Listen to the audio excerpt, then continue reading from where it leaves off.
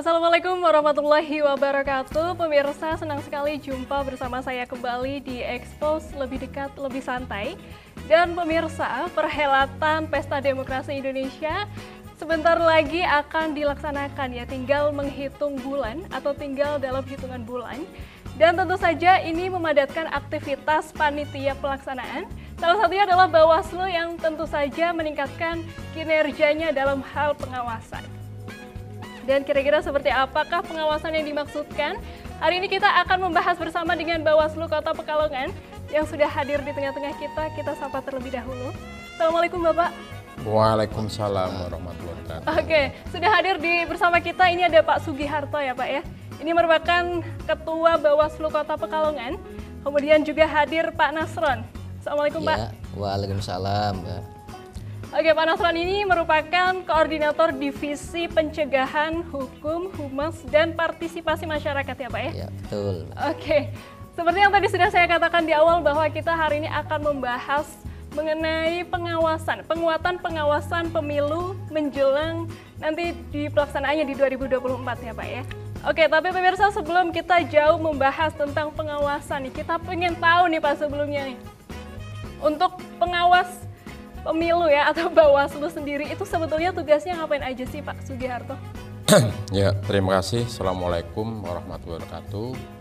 Terima kasih Mbak Dian dan untuk pemirsa Badik TV yang saya sayangi. Jadi perlu diketahui bahwa dalam penyelenggaraan pemilu tahun 2024 itu ada 3 lembaga yang namanya lembaga penyelenggara pemilu. Satu adalah KPU, Komisi Pemilihan Umum. Kemudian yang kedua adalah Bawaslu, Badan Pengawas Pemilihan Umum. Kemudian yang ketiga adalah Dewan DKPP. Jadi DKPP itu salah satu dewan yang mengawasi terkait dengan kode etik penyelenggara. Dalam hal ini, karena ini proses penyelenggara pemilu 2024 ada 3 lembaga, kemudian salah satunya adalah Bawaslu. Bawaslu spesial dalam hal ini sebagai lembaga pengawas semua kegiatan yang dilakukan, semua kegiatan yang dilaksanakan berdasarkan Undang-Undang Nomor 7 Tahun 2017 tentang Pemilu. Jadi Bawaslu mengawasi semua kegiatan. Proses pengawasnya bagaimana? Jadi kita itu mengawasi mulai proses persiapan. Jadi ada 2 tahapan penyelenggaraan pemilu. Pertama persiapan dan pelaksanaan. Di persiapan kita mengawasi bagaimana kawan-kawan KPU karena kita tingkatnya di kota. Perlu ketahui bahwa Bawaslu itu lembaga penyelenggara itu ada di RI, kemudian ada di provinsi, ada di kabupaten kota, kemudian ada lembaga-lembaga ad hoc yang dibentuk oleh Bawaslu Kota Pekalongan. Itu ada pengawas di tingkat kecamatan, kemudian pengawas di tingkat kelurahan, dan nanti akan ada yang namanya pengawas TPS. Sehingga semua ada dari atas sampai ke bawah. Salah satu tugasnya pertama karena kita bertugas mengawasi Undang-Undang Nomor 7 Tahun 2017 tentang Pemilu. Jadi ketika ada proses pelaksanaan pemilu tahun 2024, kita melakukan pengawasan. Saat ini sudah memasuki tahapan pelaksanaan pemilu tahun 2024. Kita awasi semua, mulai dari pemutahiran data pemilih, kita lakukan pengawasan, kemudian penyusunan dapil, kemudian pencalonan untuk anggota DPRD Kota Pekalongan, kemudian nanti kampanye sampai nanti pemungutan suara. Jadi ini tugas Bawaslu secara umum, mengawasi semua tahapan. Termasuk salah satunya kita juga mengawasi netralitas aparatur sipil negara, netralitas anggota Tentara Nasional Indonesia, kemudian netralitas Polisi Republik Indonesia. Tidak hanya sekedar mengawasi peserta pemilu, tidak hanya sekedar mengawasi masyarakat yang nanti akan melakukan hak pilihnya, juga mengawasi bagaimana pejabat-pejabat yang dilarang untuk melakukan hal-hal dalam undang-undang pemilu yang dilarang itu agar mereka betul-betul netral. Sehingga kondusivitas dalam penyelenggaraan pemilu di 2024 itu diharapkan aman, terkendali, hasilnya diakui oleh masyarakat, demokrasi dan kondusif. Oke, luar biasa. biasa ya pemirsa ya, kita sudah mendengar jawaban dari Bapak Sugiharto sungguh sangat rinci. Ini kita di menit awal saja sudah mendapat banyak sekali insight baru nih Pak, terutama saya nih Pak ya. Oke, dan nanti kita akan membahas masing-masing yang nanti yang tadinya Bapak tadi sebutkan ya, salah satunya itu tadi ada pengawasan untuk pembentukan dan penetapan kursi DPRD Pak. Kita penasaran kira-kira seperti apa sih Pak pengawasan untuk pembentukan dan juga penetapan kursi DPRD khususnya di Kota Pekalongan sendiri Pak? Ya, jadi untuk penyusunan dan penataan dapil, bahasanya daerah pemilihan itu dapil. Masyarakat lebih mengenal dapil. Jadi kalau partai politik, kalau daerah pemilihan apa kalau daerah dapil, itu mereka saya ada di dapil 1, 2, dan 3. Jadi dalam rangka penyusunan dan penataan dapil, karena ini ada di mandat. Jadi mandat ini ada di mandat di samping di Undang-Undang Nomor 7 Tahun 2017, kemudian ada di peraturan KPU. Kenapa peraturan KPU? Karena KPU adalah lembaga penyelenggara yang menyelenggarakan proses-proses pelaksanaan pemilu di 2024. Kalau Bawaslu mengawasi, makanya kita salah satunya bagaimana ketika KPU menerbitkan sebuah peraturan yang namanya peraturan KPU. Dalam rangka penyusunan penataan dan penyusunan dapil di Kota Pekalongan, DPR di Kota Pekalongan itu pertama dasarnya adalah peraturan KPU nomor 6. Jadi KPU mengeluarkan peraturan nomor 6 bagaimana cara menyusun kemudian melakukan menetapkan alokasi kursi menjadi dapil dan seterusnya. Dasarnya itu, Mbak. Baik, kita beralih ke Pak Nasroni sekarang, Bapak. Gimana? Ngantuk, Pak? Enggak ya? Iya, oke, Pak Nasroni sebagai koordinator divisi tadi ya. Itu tugasnya ngapain aja sih, Pak, sebetulnya? Iya, terima kasih Mbak Dian dan pemirsa Batik TV di studio maupun di rumah. Sebagaimana disampaikan oleh Mbak Dian bahwa selain ketua dan anggota juga kita ada namanya koordinator divisi di Bawaslu itu, yaitu di mana ini mengkonsolidasikan bidang-bidang yang tadi ada di divisinya masing-masing. Seperti saya di bidang pencegahan, kemudian juga partisipasi masyarakat, humas dan hukum. Nah, di bidang pencegahan kita melakukan berbagai upaya pencegahan, mengkoordinasikan berbagai upaya pencegahan baik itu di tingkat kota maupun sampai jajaran di tingkat kecamatan maupun juga di tingkat kelurahan. Banyak hal yang kemudian kita lakukan dalam rangka upaya pencegahan ini, karena memang paradigma pengawasan pemilu sekarang ini bukan kemudian kita mencari bukan pelanggar sebanyak-banyak, tapi bagaimana kita melakukan upaya pencegahan sebanyak mungkin, semaksimal mungkin agar tidak terjadi pelanggaran, paling tidak meminimalisir terjadinya pelanggaran pada pemilu seperti pemilu tahun 2024 ini gitu, Mbak. Juga mengkonsolidasi bidang tadi yaitu partisipasi masyarakat, yaitu bagaimana kemudian kita berupaya dengan berbagai program, dengan berbagai kegiatan untuk mendorong, mengajak kemudian masyarakat untuk partisipasi turut mengawasi pelaksanaan pemilu tahun 2024. Oke, itu tupoksi yang dilakukan oleh koordinasi divisi pencegahan itu tadi apa ya, humas, kemudian partisipasi masyarakat. Oke, kita ke Pak Sugiharto lagi nih Pak. Mungkin bisa Pak dijelaskan untuk regulasi tentang penetapan dapil di Kota Pekalongan tadi Pak? Ya terima kasih Mbak Dian. Jadi saya ulangi lagi bahwa ini adalah merupakan satu tahapan yang penting. Jadi penataan dan penyusunan dapil itu satu tahapan yang penting bagi masyarakat, kemudian partai politik, kemudian juga pegiat-pegiat yang peduli dengan pemilu. Karena apa? Dapil itu adalah merupakan arena perebutan. Karena dapil itu adalah gabungan dari wilayah atau bagian dari wilayah yang dibentuk sebagai satu kesatuan, di mana dalam satu kesatuan itu ada yang namanya jumlah penduduk. Dalam wilayah itu ada yang namanya jumlah penduduk. Nah, jumlah penduduk itu sebagai dasar untuk menentukan alokasi kursi. dengan jumlah kursi. Ini menarik.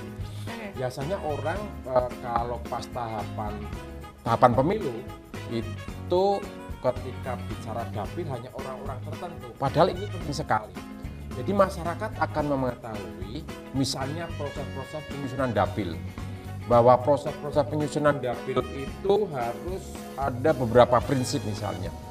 Nah, prinsip-prinsip itu diatur dalam peraturan KPU nomor 6 tahun 2023 tentang daerah pemilihan dan alokasi kursi DPRD provinsi, DPRD kabupaten kota dalam pemilu tahun 2024. Jadi aturannya jelas. Sehingga orang ketika melakukan penyusunan dapil itu tidak sembarangan. Sudah diatur dengan peraturan PKPU tadi nomor 6 tahun 2023 gitu Mbak Dian. Oke, ini ngomong-ngomong nama saya Diah ya Pak? Oh iya, pilihannya Mbak Dian. Agak klarifikasi, nggak apa-apa Pak. Oke, tadinya sudah dijelaskan, jadi ada peraturannya sendiri dari KPU yang sudah mengatur tentang penetapan dapil itu sendiri ya Pak ya. Oke, untuk penetapan dapil sendiri Pak, gimana sih prinsip-prinsipnya seperti itu? Ya, jadi sesuai dengan tadi peraturan KPU nomor 6 tahun 2023 itu ada prinsip yang namanya kesetaraan nilai suara. Kesetaraan nilai suara itu maksudnya begini. Jadi satu suara itu nilainya bermanfaat bagi satu kursi. Nah, kemudian ada yang namanya kesatuan pada sistem pemilu yang profesional. Karena kita bagaimana ketika menyusun dapil itu terjadi sebuah proporsionalitasnya. Kemudian ada proporsionalitas. Tidak sembarangan ketika menyusun dapil orang sembarangan, tapi ada teknik-teknik yang proporsional itu keseimbangan. Kemudian integritas wilayah. Jadi mencakup satu kesatuan wilayah. Jadi ketika nanti menyusun dapil itu misalnya tidak boleh, nanti akan kami jelaskan lebih panjang, tapi ini hanya pemahaman sepintas. Kemudian berada dalam cakupan wilayah yang sama. Jadi ilustrasinya begini, kalau berada dalam cakupan wilayah yang sama itu misalnya karena dapil daerah pemilihan untuk DPRD Kota Pekalongan itu basisnya adalah gabungan kelurahan. Jadi karena kita jumlahnya hanya 4 kecamatan, gabungan kelurahan, kalau di kabupaten mungkin gabungan kecamatan, tapi kita gabungan kelurahan.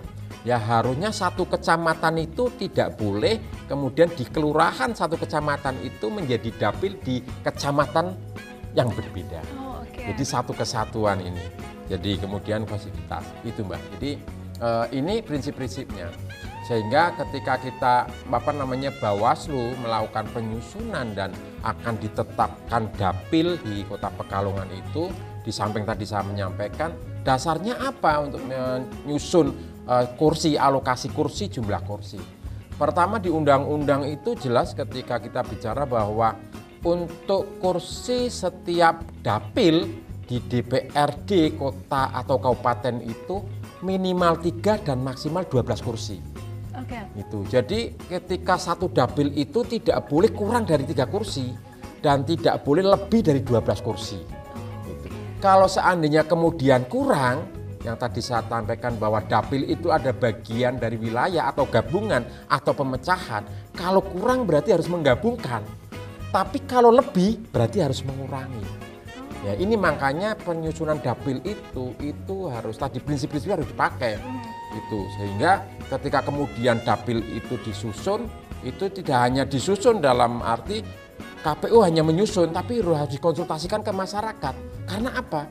Masyarakat adalah bagian yang nanti bahwa dia yang akan tahu, akan menentukan pilihannya ketika dasar dapil itu dijadikan patokan partai politik peserta pemilu untuk menentukan orang-orang yang akan duduk, orang-orang yang akan ditempatkan pada dapil tersebut. Jadi itu Mbak. Jadi kalau Pekalongan disampaikan, ya Pekalongan ada 4 dapil. Nah ini masyarakat harus tahu betul karena selama ini itu dapil dengan kecamatan itu hampir sama, cuma bahasanya itu akan dirubah. Nah ini perlu sosialisasi. Anda ada di dapil mana? Dapil 1. Orang tidak akan dapil 1 itu mana sih? Ternyata dapil 1 itu Pekalongan, Kecamatan Pekalongan Barat, itu kan. Sehingga ini perlu sosialisasi dan sebagainya. Itu jadi penyusunannya itu. Kemudian ini perlu diketahui juga, memang agak panjang kalau bicara dapil karena dapil Oke, Pak. itu Kalau masih banyak kita sekali. akan lanjut setelah ini gitu. karena pemirsa kita akan kembali setelah jeda pariwara berikut. Jadi jangan kemana-mana, tetap di Expose lebih dekat, lebih santai.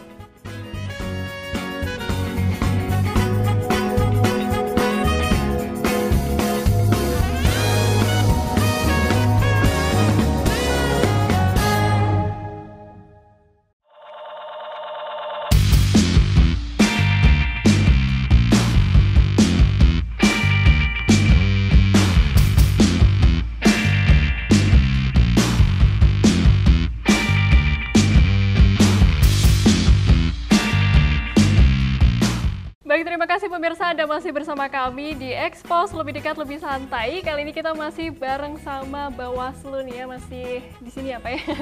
Oke, masih bersama Pak Sugiharto dan juga Pak Nasron ya. Tadi sudah bahas panjang tentang dapil dan pembentukannya seperti apa. Nah, untuk di Pekalongan sendiri nih, saya mau nanya ke Pak Nasron ya sekarang.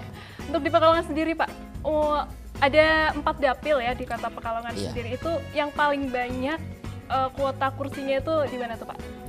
Ya, Kota Pekalongan yang paling banyak kursinya di Pekalongan Barat atau Dapil 1 gitu Pak. Karena memang di wilayah tersebut itu jumlah penduduknya lebih banyak juga lebih luas. Bagaimana kemudian pembentukan dapil sebagai prinsip-prinsip pembentukan dapil yang tadi disampaikan oleh Pak Sugiharto, maka Kota Pekalongan ini menjadi perolahan kursinya atau pembentukan dapilnya kursinya lebih banyak daripada kecamatan yang lain, di mana bahwa dapil 1 itu ada 11 kursi, kemudian dapil 2 itu di wilayah Kecamatan Pekalongan Utara ada 9 kursi, kemudian dapil 3 di Kecamatan Pekalongan Timur ada 8 kursi, kemudian dapil yang keempat itu di Pekalongan Selatan ada 7 kursi.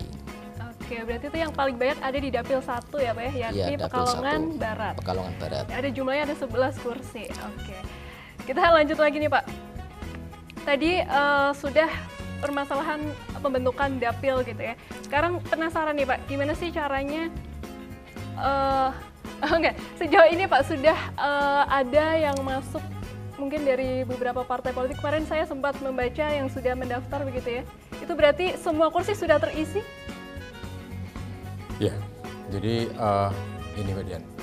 Pertama bahwa ketika mereka mengajukan bakal calon, sekali lagi bakal calon. Jadi ini pemahaman masyarakat. Jadi saat ini belum ada calon. Baru bakal. Bentaknya ya? berarti bakal. Bakal itu kan bisa jadi dan tidak, namanya bakal. Jadi masih bakal calon legislatif DPRD Kota Pekalongan. Jadi ketika dikaitkan dengan dapil, sekali lagi dikaitkan dengan dapil, bahwa jumlah penduduk di Pekalongan itu 316.000, kurang lebih segitu. Kemudian kalau 316.000 itu di undang-undang itu anggota DPRD-nya Kota Pekalongan tidak boleh lebih dan tidak boleh kurang, harus pas 35. 35, kemudian tadi sampaikan bahwa kita ada dapil 4, dan dapil 4 itu ternyata Barat itu 11, kemudian Utara 9, Timur 8, dan Selatan 7, 35. Penyusunan 35 itu pertama berdasarkan jumlah penduduk tadi, 316.000 sekian.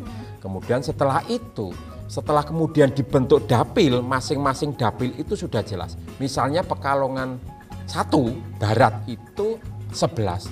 Ketika peserta politik itu partai politik akan mendaftarkan bakal calon anggota DPR di Kota Pekalongan, mereka tidak boleh melebihi 100% dari jumlah dapil itu, dari jumlah kursi ada di dapil. Sehingga apa?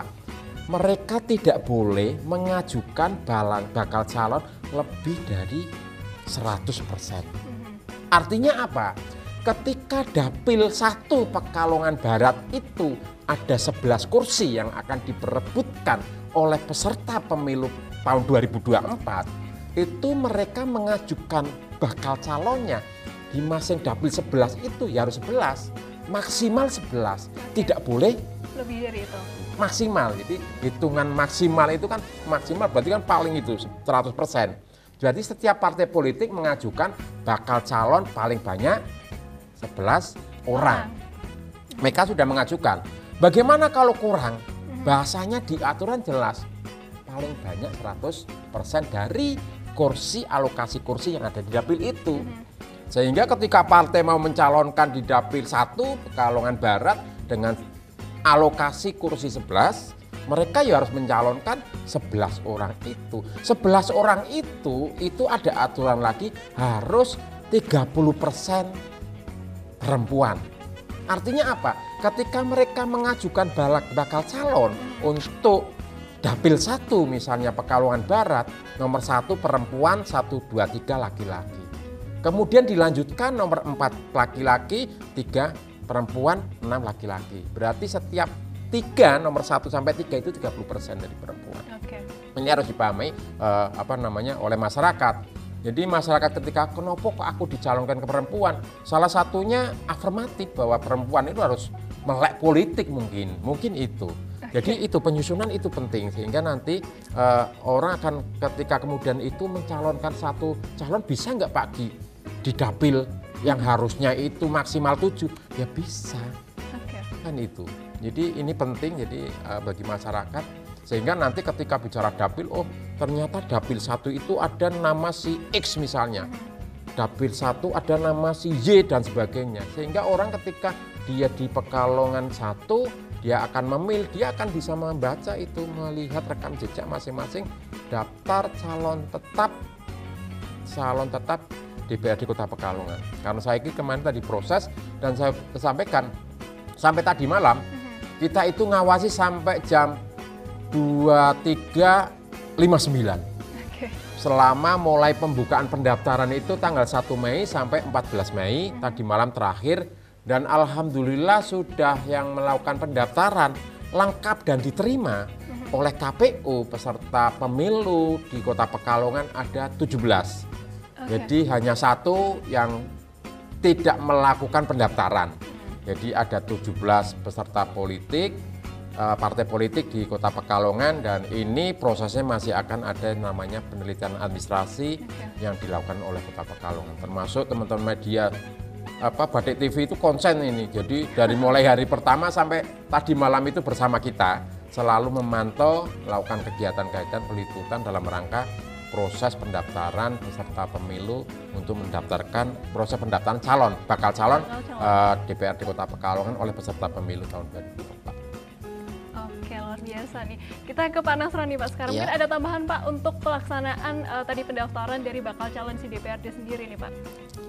Ya, di mana bahwa pelaksanaan untuk pendaftaran usai tadi malam ya, itu dari tanggal 1 sampai dengan tanggal 14 ya, di mana bahwa pendaftarannya ketika tanggal 1 sampai dengan tanggal 13 itu dibuka dari jam 8 pagi maksimal jam 16 sore, kemudian terakhir kita tunggu sampai pukul 23.59, di mana bahwa Bawaslu memastikan agar pendaftaran bakal calon tersebut dilaksanakan sesuai dengan ketentuan gitu, Mbak. Nah, upaya-upaya Bawaslu banyak hal di situ, diantaranya mengawasi secara melekat, mengawasi secara langsung di KPU. Bagaimana agar pelaksanaan pendaftaran ini dilaksanakan sesuai dengan ketentuan. Bawaslu membuat piket bergantian gitu. Kemudian karena pendaftaran ini sekarang ini agak berbeda dengan pemilu sebelumnya ya, kalau dulu itu berkasnya dibawa langsung, sekarang menggunakan silon gitu. Nah, kemudian dengan metode menggunakan aplikasi silon itu tentu ada yang mungkin merasa biasa saja gitu, mudah. Bagi yang tidak biasa dengan IT juga mengalami kesulitan. Nah, jadi tadi malam itu ada 2 partai politik yang kemudian mengalami kesulitan di silon ini sehingga pendaftarannya sampai kemudian menjelang detik-detik terakhir penutupan, yaitu sekitar pukul 23 malam. Oke, ini saya penasaran nih Pak, kira-kira kendala yang mereka alami seperti apa Pak? Kalau menurut informasi dari teman-teman partai politik, silonnya itu tidak bisa digunakan pada waktu itu. Jadi kemarin itu karena memang beberapa persyaratan itu kan harus diunggah di silon dulu gitu kan. Nah, kemudian nanti ketika silon selesai baru kemudian beberapa berkas dibawa ke KPU, kemudian yang berkas yang dibawa itu adalah yang sesuai dengan yang diunggah di silon. Nah, maka ketika pengunggahan silon ini belum bisa, ya artinya bahwa saya kurang tahu pastinya ya, kemudian apakah servernya atau apa gitu yang dialami oleh teman kita dua partai tersebut, tetapi kemudian karena silonya sulit digunakan sehingga kita juga mendengar beberapa informasi ya, mendengar di kabupaten kota lain akhirnya ini juga mendaftarnya dengan sistem langsung tidak menggunakan silon karena dua partai tersebut mengalami kesulitan. Tapi alhamdulillah di kota Pekalongan ya tadi malam di menjelang terakhir itu silon dua partai tersebut bisa digunakan. Akhirnya itu dikebut istilahnya ya, unggah itu yang kemudian masih tercacar itu diselesaikan tadi malam. Makanya ya dampaknya akhirnya bahwa kita semua pihak-pihak yang terlibat ya, nah, KPU, teman-teman media, kita semua harus menunggu betul-betul sampai dengan jam 23.59 itu ada satu partai yang kemudian baru selesai melakukan pendaftaran di KPU Kota Pekalongan. Oke, luar biasa nih ya Pak ya. Oke, kita masih ke Pak Nasron nih, Pak Nasron. Ya. Mungkin Bawaslu itu tentu saja mengawasi kekhawatiran adanya pelanggaran yang terjadi begitu ya Pak ya. Kira-kira ada nggak sih Pak pelanggaran-pelanggaran yang dilakukan bahkan sebelum waktu pelaksanaan seperti itu Pak? Kira-kira contohnya seperti apa tuh? Ya, potensi pelanggaran itu pasti ada, maka Bawaslu jauh-jauh hari sebelum itu sudah melakukan berbagai upaya pencegahan. Salah satunya menyampaikan surat himbauan kepada KPU Kota Pekalongan ya, agar selalu melaksanakan pendaftaran ini sesuai dengan ketentuan dan juga membuka helpdesk istilahnya konsultasi partai politik di KPU seluas-luasnya agar agar mereka terkait dengan kebutuhan yang terkait dengan pendaftaran seperti akses silon, cara unggah dan lain sebagainya benar-benar tidak ada kesulitan. Kemudian kita juga menyampaikan himbauan kepada partai politik jauh-jauh hari ya, agar mereka melaksanakan pendaftaran ini sesuai dengan aturan. Di antaranya tadi sudah saya bilang Pak Ketua bahwa maksimal di setiap dapil itu adalah 100% dari jumlah kursi yang ada, kemudian juga memperhatikan waktunya itu tanggal 1 sampai dengan tanggal 14, kemudian juga memperhatikan jangan sampai kemudian harapannya melaksanakan pendaftaran kemudian di injury time atau waktu-waktu terakhir. Karena apa? Karena ketika melaksanakan pendaftaran di waktu-waktu terakhir kemudian itu masih ada kelengkapan persyaratan yang kurang misalkan, itu akan kesulitan untuk memperbaikinya. Apalagi tanggal pendaftaran terakhir itu tanggal 14 itu adalah harinya hari Minggu gitu. Maka ini hari libur bagi instansi yang lain. Barangkali bagi KPU, Bawaslu, partai politik ini tidak libur hari Sabtu dan hari Minggu. Tetapi kalau ada persyaratan-persyaratan yang kemudian itu ada di lembaga yang lain yang hari Sabtu, hari Minggu libur, maka teman-teman dari partai politik akan kesulitan untuk mengurus persyaratan tersebut. Sehingga dalam pantauan kita memang pendaftaran dari tanggal 1 sampai dengan tanggal 14 itu ya berjalan lancar gitu Pak. Adapun ada hal-hal yang lain itu ya yaitu tadi silon yang kemudian sempat mengalami trouble gitu ya, untuk dua partai alhamdulillah di menjelang akhir bisa teratasi dengan baik sehingga tidak ada partai politik yang mengalami keterlambatan pendaftaran maupun juga melakukan pendaftaran tidak melalui silon. Baik. Kita ke Pak Sugiharto Pak, mungkin tambahan Pak sedikit untuk potensi pelanggaran sebelum waktu pelaksanaan pemilu sendiri Pak, seperti apa Pak? Ya, jadi kami ini kan karena tugasnya mengawasi. Pada saat ini karena biasanya orang akan bicara pelanggaran itu pada saat kampanye, kan gitu. ketika belum kampanye bagi masyarakat awam, mohon maaf, bagi masyarakat yang tidak membaca regulasi aturan, ada pelanggaran. Tapi ternyata di Undang-Undang 7 tahun 2017 tentang pemilu itu, misalnya tahapan yang sudah berlangsung, kemarin itu tahapan pemutaran data pemilih yang saat ini berlangsung, tapi itu kan karena tahapan itu panjang. Data pemilih itu panjang, kemudian ada pelanggaran-pelanggaran yang dilakukan. Cuma pelanggaran itu bentuknya pelanggaran administrasi yang dilakukan oleh penyelenggara.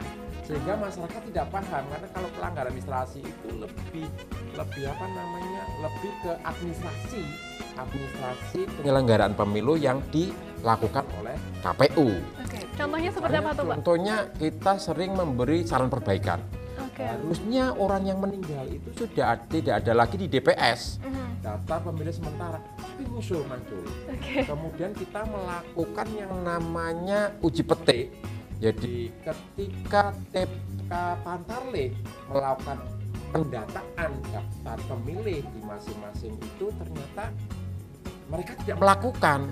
Padahal itu kewajiban, mereka harus mendatangi, karena pemutahiran data pemilih itu kan untuk mencocokkan data dengan ada yang sebenarnya.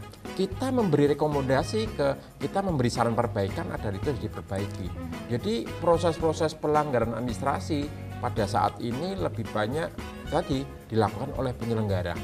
Beda dengan nanti kalau kampanye atau nanti setelah penetapan calon DPRD Kota Pekalongan. Kita akan bahas setelah ini, Pak, karena pemirsa jangan kemana-mana, karena kita akan kembali usai jeda pariwara berikut. Tetaplah bersama kami di Expose, lebih dekat, lebih santai.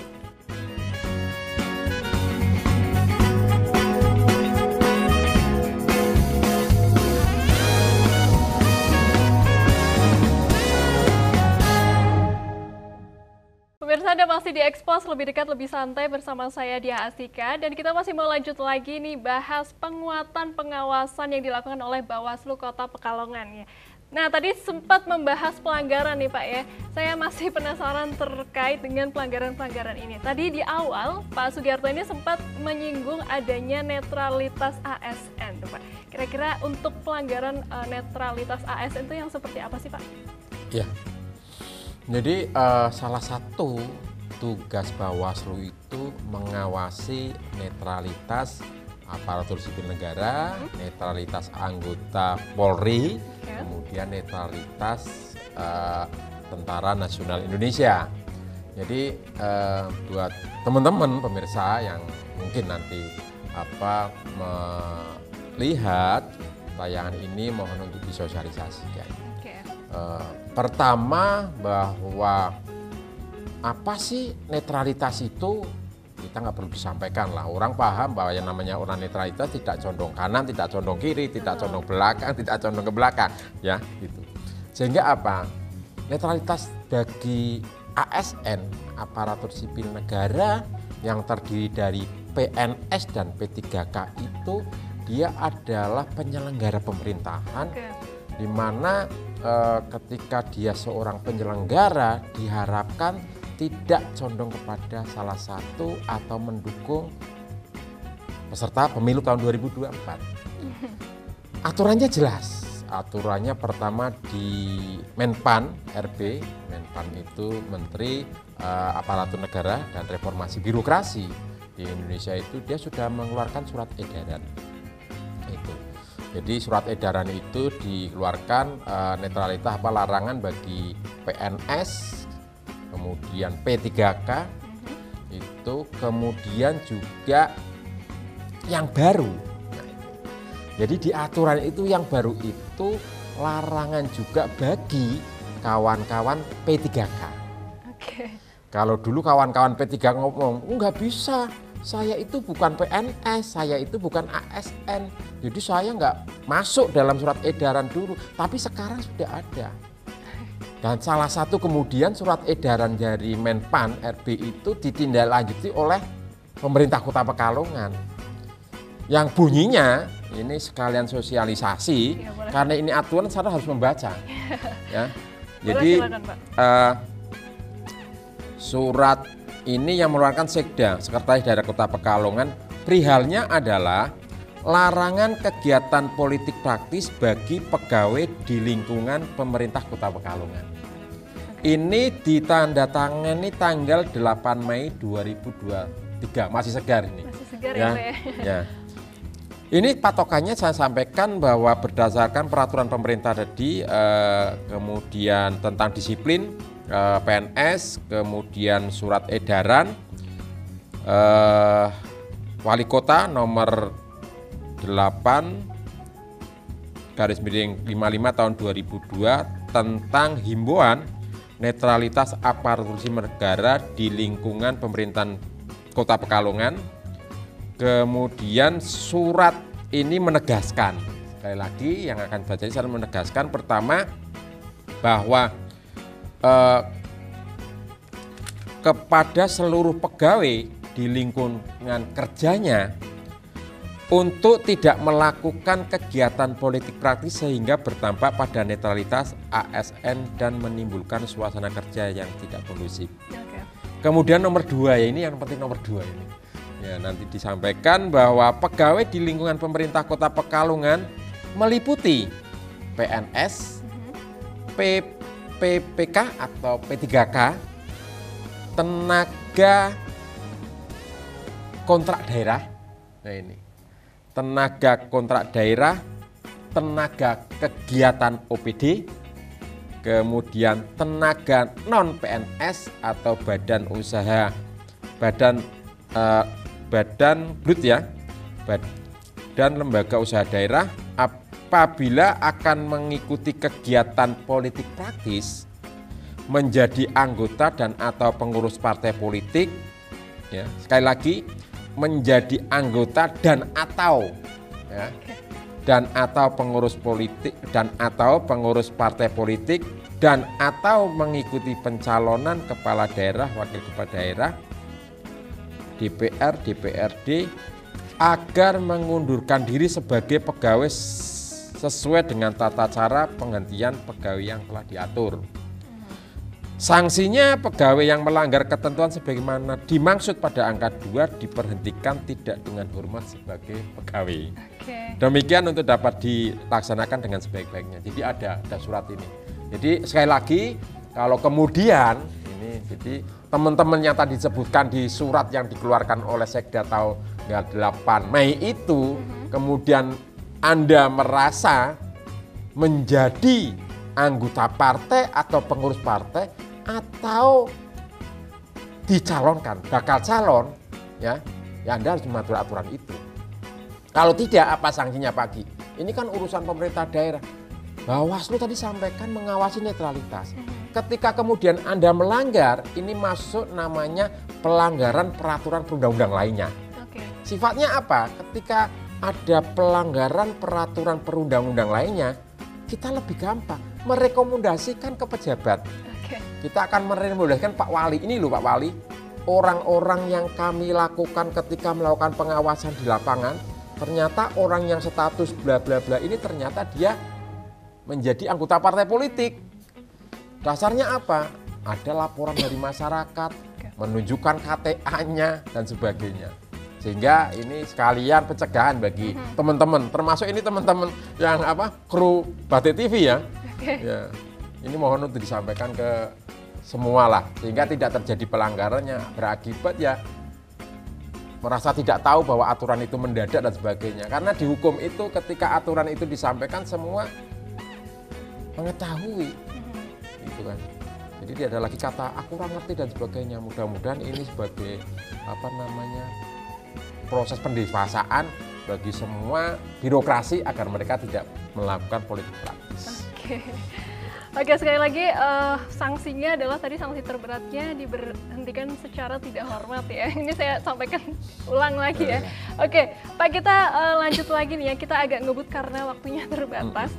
Jadi ngomong-ngomong tentang pelanggaran nih Pak, pasti kita semua sudah familiar ya tentunya dengan adanya praktis politik uang Pak.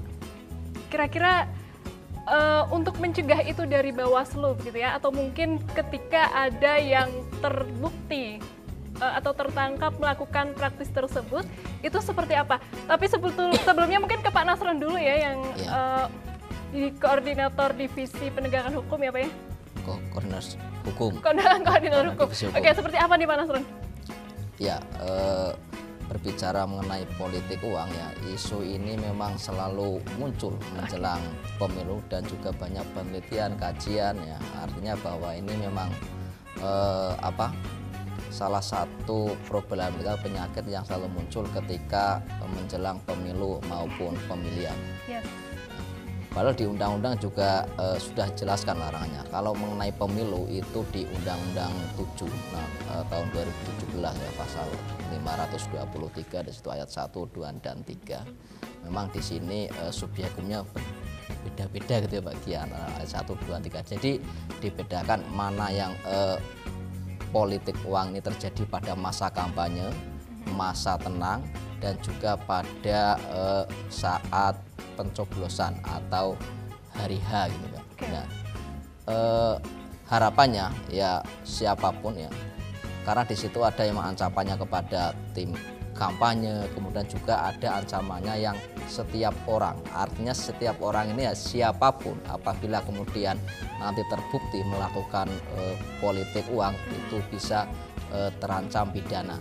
Dan Bawaslu Kota Pekalongan juga punya pengalaman untuk itu di pemilu tahun 2019 pernah menangani penanganan pidana politik uang ini sampai di pengadilan sampai inkrah ya. Jadi selama menjadi Bawaslu Kota Pekalongan yang kurang lebih hampir 5 tahun ini saya sudah 3 kali masuk pengadilan menjadi saksi ya.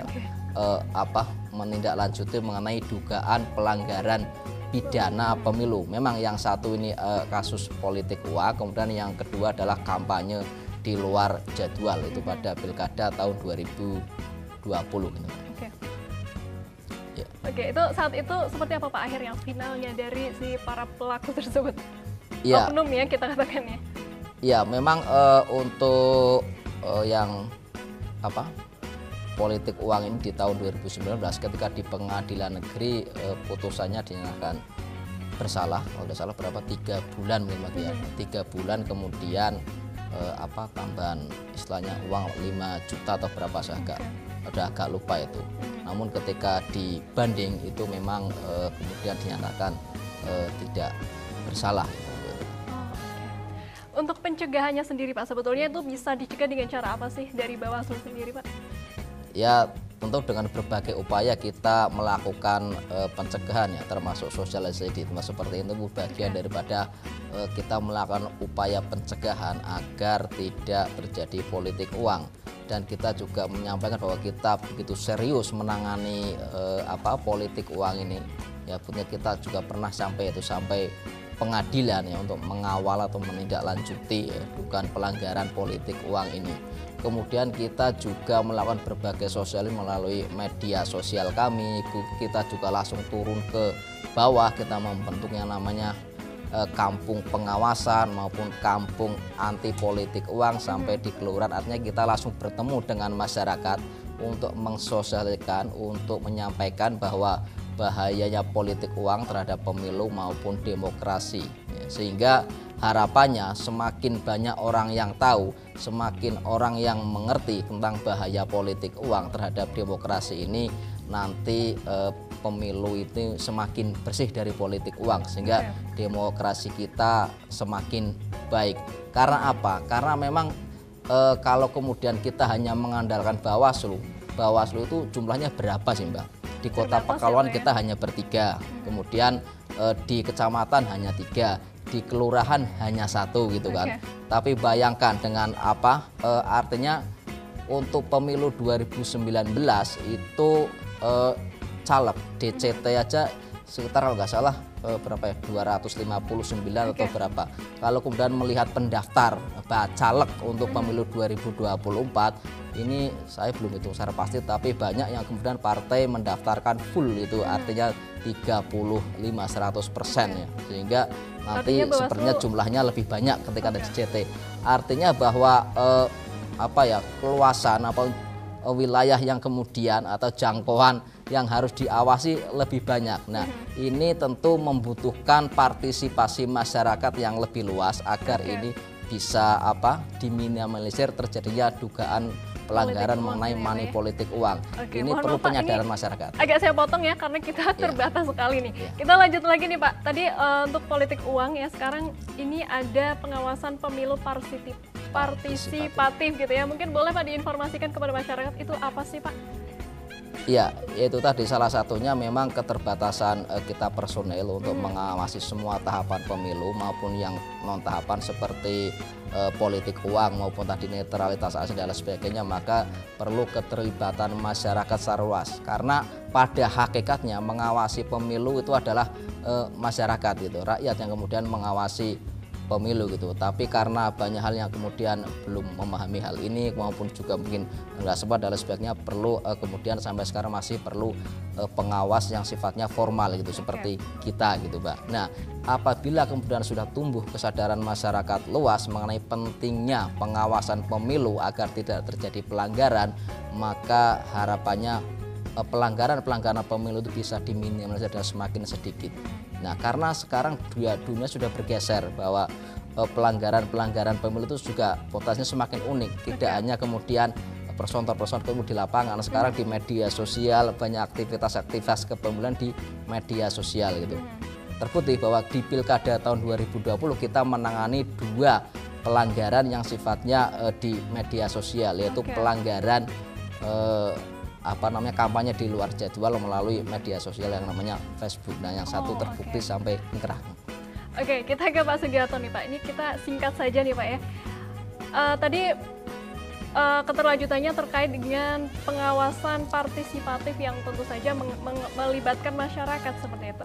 Nah, dalam outputnya begitu ya, masyarakat itu bisa nggak sih ada mungkin laman pengaduan gitu yang bisa dilakukan atau dijangkau oleh masyarakat untuk memberikan aduan misalnya, atau mungkin memberikan pelaporan gitu ya ketika menemukan adanya pelanggaran di wilayahnya seperti itu Pak? Ya, jadi karena era sekarang era digital, jadi Bawaslu juga mengikuti arah ke situ. Jadi masyarakat gampang sekarang. Masyarakat itu sekarang kalau melapor nggak usah lah datang ke Bawaslu. Pertama bensinnya cok entek gitu kan habis dan sebagainya.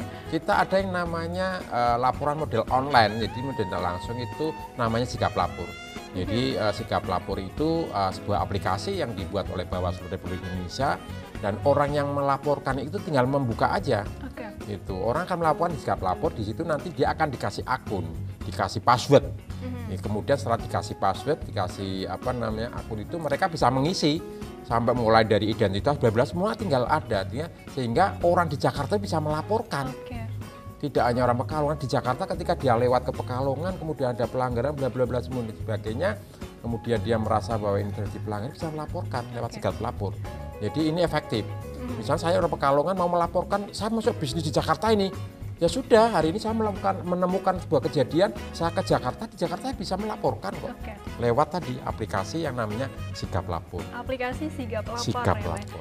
Oke, artinya tuh bisa dilakukan oleh siapapun yang menemukan pelanggaran tersebut ya. Oke, Bapak terakhir Pak, mungkin harapan ke depannya sekaligus mungkin ada yang ingin disampaikan ke masyarakat Pak. Ya, pertama bahwa laporan itu tidak sembarang orang bisa melaporkan. Yang melaporkan itu orang yang punya hak pilih, peserta pemilu, kemudian pemantau pemilu. Kemudian terakhir pertama harapannya kita sebagai warga negara Indonesia dan khususnya warga Kota Pekalongan dalam menyongsong pemilu tahun 2024 itu, mari kita bersama-sama bahwa aturan sudah ada, pelaksananya sekarang masih dalam pelaksanaan. Mari kita bareng-bareng bersama-sama untuk mematuhi aturan-aturan yang sudah digariskan oleh peraturan perundang-undangan, sehingga tidak terjadi lagi pelanggaran-pelanggaran yang mestinya itu tidak harus dilakukan, yang mestinya tidak harus dilakukan oleh masyarakat, peserta pemilu maupun penyelenggara pemilu, sehingga demokrasi ke depan lebih baik, kondusif, demokratis, bisa diterima oleh masyarakat, dan kita semua bahagia. Oke, luar biasa. Terima kasih Bapak sekali lagi. Terima kasih juga untuk sudah hadir di Expos hari ini Pak Sugiarto dan juga Pak Nasron. Kita sayang sekali ya waktunya terbatas, jadi mungkin kita bisa lanjut lagi di lain kesempatan Bapak.